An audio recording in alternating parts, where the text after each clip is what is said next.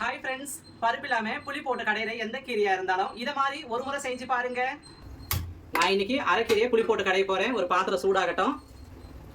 Clean பண்ண அரைக்கீரையை சேர்த்துக்கிறேன். ஒரு கட்டு கீரைக்கு டம்ளர் தண்ணி விட்டுக்கிறேன். தக்காளி அதிகமாக சேர்த்துக்கணும். பெரிய தக்காளி 2 சேர்த்துக்கிறேன். 3 பச்சை மிளகாய் சேர்த்துக்கிறேன். கொஞ்சமாக புளி சேர்த்துக்கிறேன். 5 நிமிஷம் வெந்தால் போதும். கீரை தாளிப்புக்கு ஒரு கந்தி போடுறேன். தேவையான அளவுக்கு நல்லெண்ணெய் விட்டுக்கிறேன். கடுகு உளுத்தம் பருப்பு கொஞ்சம் அதிகமாக சேர்த்துக்கிறேன். வரமிளகாய் ஒரு 5-6 சேர்த்துக்கிறேன். தட்டி வச்ச 10 பல்லு பூண்டு சேர்த்துக்கிறேன்.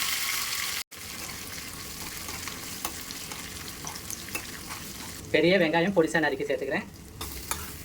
நல்லா ப்ரௌன் கலரில் நல்லா வதக்கணும். அப்போ தான் மணமாக இருக்கும்.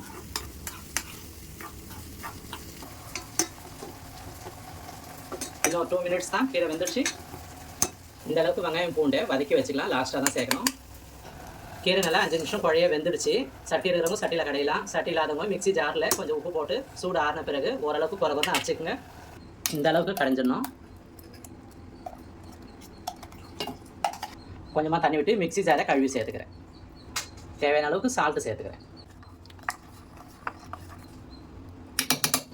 லாஸ்ட்டாக தாளிப்பு சேர்த்துக்கிறேன். வெங்காயம் பூண்டு வதக்குனது. அவ்வளோதான், சுவையான கீரை கடையல் ரெடி.